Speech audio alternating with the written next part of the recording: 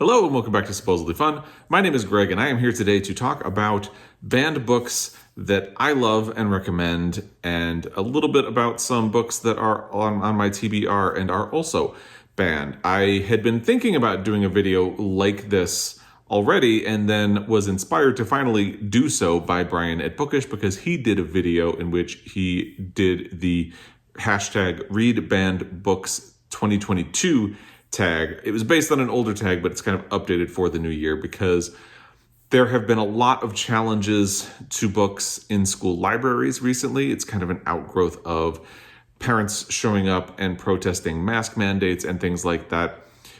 Libraries and schools have gotten very political over the last year. There has been a lot of controversy over whether or not a school has the right to teach about things like the 1619 Project, which will be mentioned later on in this video, and so-called critical race theory and things like that, and what should be covered in schools, and whether or not parents have a right to tell schools what they should teach. I don't think they do. I think it's much more important that students and children and teenagers be exposed to as much of the world as possible and as many ideas as possible in order to form their own ideas about the world and not live in ignorance about the way the world works and the way other people live. Empathy is important. It's really key to understand other people, how they live, and what they experience. And if you are actively shutting down other point of views, you're never going to learn, you're never going to grow, and we're just going to continue fighting and not agreeing with each other and not seeing each other as human beings, because we all are. So ultimately, in fighting to keep things the way they are, you're just going to prolong the agony, because everyone deserves dignity and everyone deserves to be heard. Now, I am not going to tag anybody. I'm not doing this as a strict tag video. But if you'd like to do a video about banned books, the specific prompt for this is just to make a short video talking about a book that is often banned that you love or like or think should be read. I'm kind of breaking that rule. I'm going to talk about a couple of books that I would recommend that have been banned and have enjoyed. And then I have two books that I have not read yet but would like to get to. So you can either do a specific tag video, you can lump this into another video. I believe Brian folded it into his Saturday Hodgepodge, which is his version of Friday Reads for me. And I'll link his video down below. I would encourage you to check it out because he also links to some articles about recent challenges to school reading lists and libraries and things like that. And Brian is much more eloquent on that. He's an elegant guy too, but he's much more eloquent on this topic than I am. So I would encourage you to check out his video, even if just to get the links to some actual articles. So I looked into some books that are frequently banned, and I pulled some that have been in conversation about being banned this year as well, and put together a list of some banned books. This is not a comprehensive list. There are other books that are frequently challenged and banned, many for ridiculous reasons. And this is just a sampling. So I would encourage you to get to know banned books. The list of books that have been banned is really surprising and a little depressing as well. So I encourage you to seek out lists, pick out some books that you would like to read, and support these books and authors, because they deserve it and their voices deserve to be heard. So let's dive in. The first book that is frequently banned or asked to be banned from libraries is The Bluest by Toni Morrison. This was Toni Morrison's first novel, and it follows a young girl who is Black and wishes that she had blue eyes, because she thinks if she could have blue eyes, she would be pretty and it would solve all of her problems. The reason this is frequently banned is first because it does contain sexual assault, and that sexual assault is incestuous. But this is really a book about racism.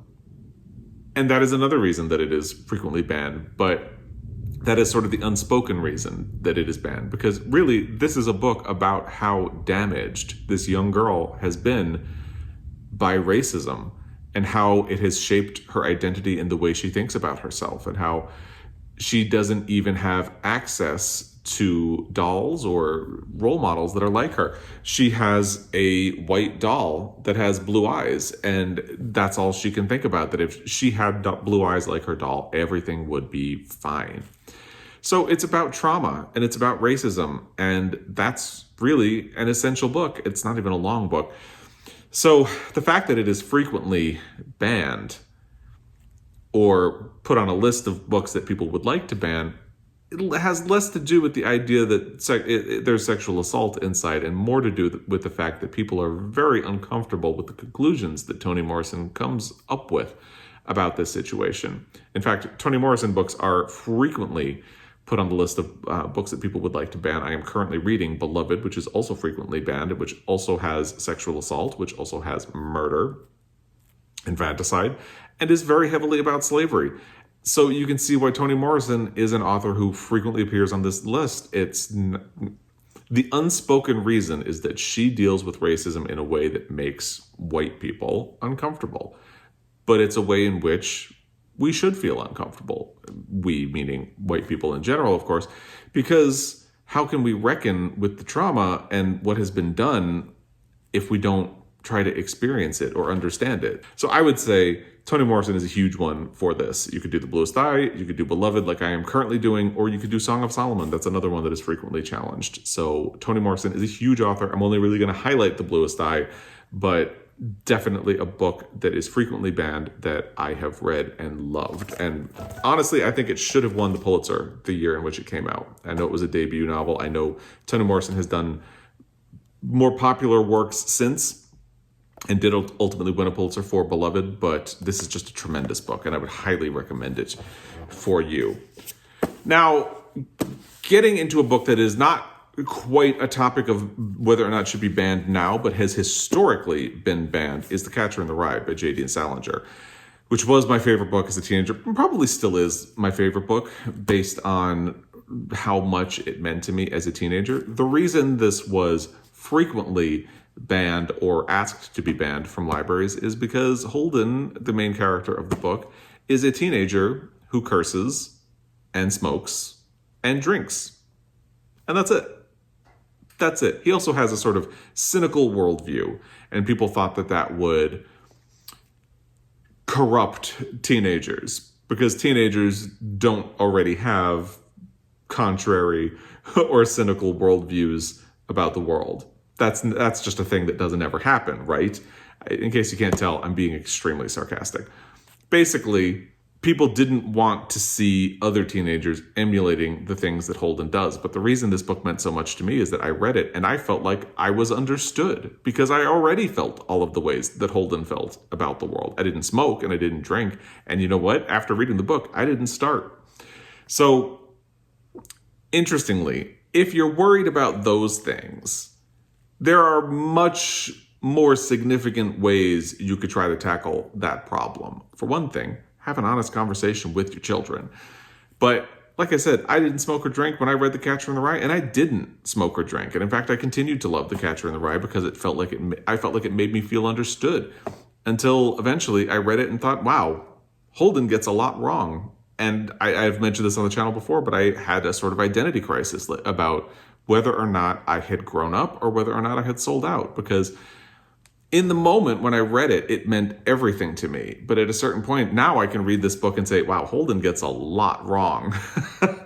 But at the time, it captured everything I felt about the world. And it's a shame that people would want to prevent other kids from feeling the same thing. Now, there are a lot of complaints about this book. Holden's experience does not relate to everybody, but it certainly related to me. And why would you try to keep other kids from potentially feeling that understood or seen? The next book, I don't own a copy of. It's Melissa by Alex Gino, which was previously published as George. And I've mentioned this before. It's kind of mind-boggling to me that it was ever published under the name George instead of Melissa. I'm glad they changed the name. This book is frequently banned because it is about a child who identifies as transgender, and it's about them coming to terms with who they are and trying to communicate who they are to their mother, their brother, their teacher, their friend, and all of the other students at the school. and how difficult that process was. Ultimately, it is an affirming book. It's an adorable book. It's such a hopeful, happy, positive book that makes you feel happy about the world. So it's a shame that this is banned as well. It's a beautiful, beautiful story. And it hurts me that people would try to prevent children from experiencing this book. Again, reading it is not going to make you transgender. It might help you with other things that you're trying to accept about yourself if you are not transgender. And if you are, it'll let you know that maybe things will be okay eventually. Maybe people will eventually understand you, and that's a good thing. So people are trying to take a good thing away, and that stinks. The next one is All Boys Aren't Blue by George M. Johnson. This is also a fantastic book. I really loved this a lot. Especially because it taught me a lot of things about experiences of the world that I don't necessarily have. And it also tied in with some of my experiences of the world. Now, the chief complaint about this book is that it is very frank about sexuality, and people say graphic, which is particularly funny because George M. Johnson actually addresses that in the book, and he'll say, I'm going to be really honest about this topic, sex and things like that, and my sexual experiences, even though that's kind of embarrassing to me and I wouldn't usually disclose this, because it's so important for you to know what it's like. No one is going to teach you this. When you go to school, they're all going to teach you about heterosexual sexual education. You need to know what it's going to be like for you. So in trying to ban this book because of sexual content, they're just doing exactly what he said was so damaging for him. And I agree with that, because still to this day, if you're taught sexual education in school, you're taught heterosexual sexual education. You don't get any kind of education about what you yourself might be into if you are LGBTQ, and that is a shame. This book also really heavily deals with race, but that's the complaint people need to dance around. So I think the fact that this book has sexual content is the way people try to keep it out of libraries. And again, it is a shame. The next book has been coming up a lot, even in Montana. It's Genderqueer, a memoir by Maia Kobabe. And I talked about this in a Friday Reads video recently. It's such a shame that this book is being banned, because similar to Melissa, this is a great introduction to what life can be like for anyone who is non-binary, what it is like to grow up and come to terms with a sexuality or a gender identity that does not fit in with the quote-unquote traditional spectrum of things. Maia Kobabe is both non-binary and asexual. And the book is about growing up and feeling confused about who you are and not fitting in. And that is something I can identify with, not in the way Maia Kobabe is talking about, but because I didn't fit in with the classic stereotype for what a gay man was. I wasn't into fashion, I wasn't into design, and all of that stuff. And I thought that's what you had to be in order to be gay. So I grew up thinking, well, I must not be that. And then you come to terms with, no, I am. I'm just not gay in the way that they're talking about. And so I relate to Maia Kobabe's journey in this book, even though it is very different from my own story. And if you are unfamiliar with non-binary representation or asexuality, this is a great book to read to sort of introduce you to the concept. And again, it's just a shame that people would want to take that education away from you. So I definitely recommend this book. The next one is actually 2 volumes. I only have one right now because I loaned both to a friend after this book was challenged and taken from a library.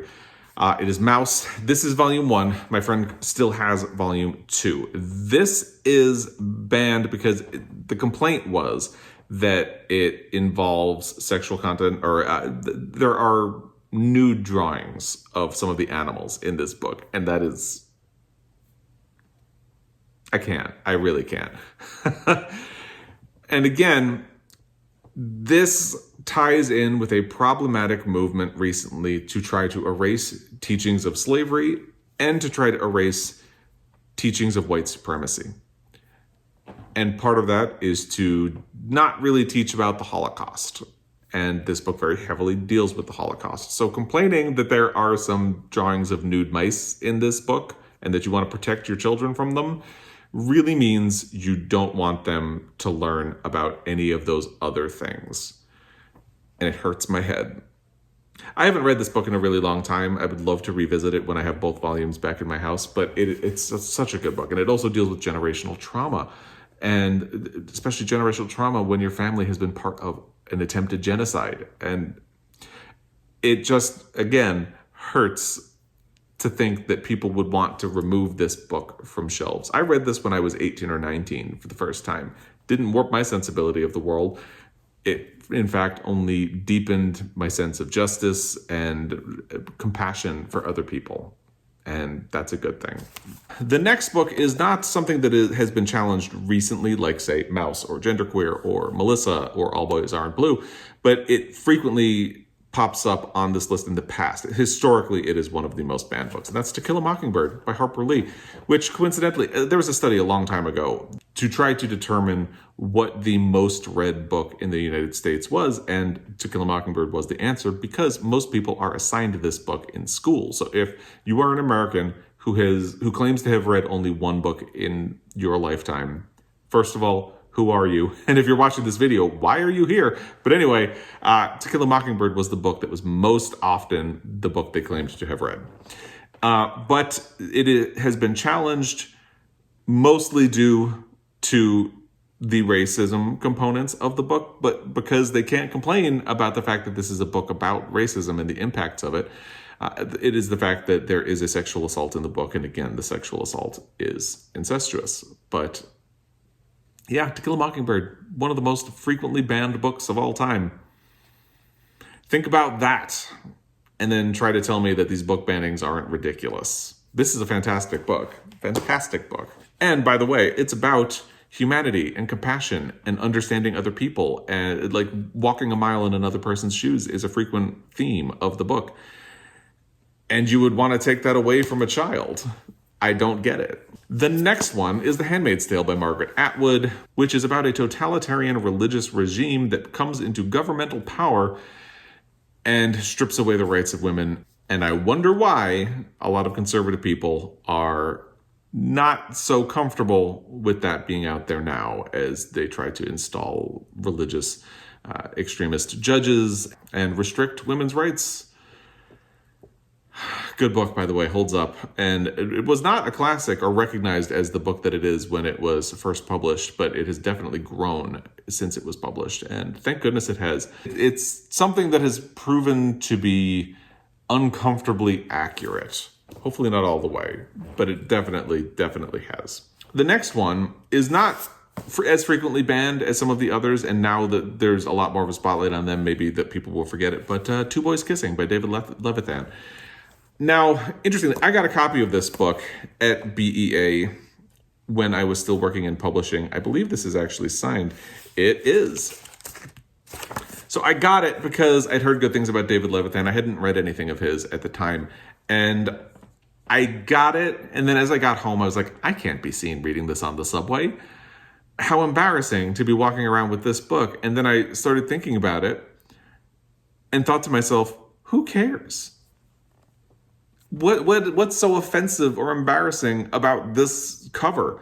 And what's funny, or not really funny, but not funny, haha, at least, is that the cover is the reason this book is frequently banned or asked to be banned from libraries, because they don't want this image presented to children. And it's funny also, but again, not funny, haha, because that's kind of the point of the book. Like, what is wrong with two boys kissing? What is so wrong about love or affection or romance between two boys? And God, it hurts. It hurts. It's a good book, by the way. Very good book. I would definitely recommend it if you have not read it. The next one is something I listened to on audio. It's Between the World and Me by Ta-Nehisi Coates. This is something that is frequently banned because he really talks about the experience of growing up as a black man in this country and how difficult it is and what the expectations and difficulties of it are. And people try to say that he is selectively presenting his experience and it's unfair. Basically, they don't want a message about what it's like to grow up in a country that is still racist out there. Check it out. It's even a really short audiobook. I think it's maybe 4 hours. Ta-Nehisi Coates himself narrates, and it is really good. Another book that is frequently banned and which I would recommend is The Hate You Give by Angie Thomas. In this book, a girl witnesses a police shooting which kills a childhood friend of hers, and she is anonymous, but she sees the way in which people at her school, which is predominantly white, react, and the way in which people in her neighborhood, which is predominantly black, react to the shooting. And no one really knows that she was a witness to it. And what's really good about this book is that Angie Thomas is very honest about who her friend who got shot was. For instance, he was a drug dealer. But Angie Thomas sort of asks you, but does that mean he deserved to get shot? Maybe it would help if you understood why he ended up dealing drugs and what his circumstances were in life. But also, Angie Thomas is saying, I don't need to justify his life because he didn't deserve to be shot. And that shouldn't be revolutionary, and yet it is. And one of the things that people try to ban this book for is that it has a quote-unquote anti-police message. And because it asks you to sympathize or at least empathize with young black people who are killed by the police. And people don't like that. And if you haven't read it by now, it's been a very popular book for a couple of years. I would recommend checking it out. And then let's close by talking about let's do three, because I thought of another book while I was talking about this. 1984 is another classically banned book, but I haven't read it, and I would like to. I actually have a copy on my shelf, but it feels a little too real to get to right now, but it is something that's on my to-read pile. So that's something I will get to as well. So I'm going to add that to this list on the spot. The next one is the 1619 Project, and I've kind of already covered why people are trying to ban this book. They're trying to say that it selectively deals with history and has inaccuracies. There are copious footnotes and notes about how they did the research and gathered it, but people are trying to discredit Nikole Hannah-Jones, who put together this, and try to say that its version of history is inaccurate and unfair to white people. But because the version of history that's taught in this country no way has it been unfair to black people. Can you tell I'm being sarcastic? Anyway, I'm really looking forward to reading this book. I'm probably going to do it on audio, but I purchased a copy because of the outlandish resistance to this book that has been going on for a long time now. And not only that, I managed to get a signed copy of it. So I wanted to support her, and I hope you do as well, and check out her work because it is uncomfortable but fascinating. And then another book that is frequently banned, historically, not just in recent years, is Speak by Laurie Halse Anderson, which is something that I've wanted to read for a long time. I've heard really good things about. It is about a sexual assault, and that is why people want it banned, but it is also about a girl surviving and dealing with sexual assault. So it is something that I would like to read at some point. Now, like I said, that is not a comprehensive list. It's just a sampling. Some books that I have read and would recommend, and some books that I would like to get to. I would love to hear what banned books you have read and loved, would like to get to. Which ones just blow your mind that people would object to? Put all of that in the comment section down below. And again, if you would like to do this, just include hashtag #ReadBannedBooks2022 somewhere in your video description or title, and get the word out there. Because, like I said, I'm not doing a strict tag, and I broke the rules and talked about multiple books. So you do you, however you want to do it. And again, check out Brian's video in the description box down below. As always, I really appreciate your time, and I will be back. Until next time, happy reading.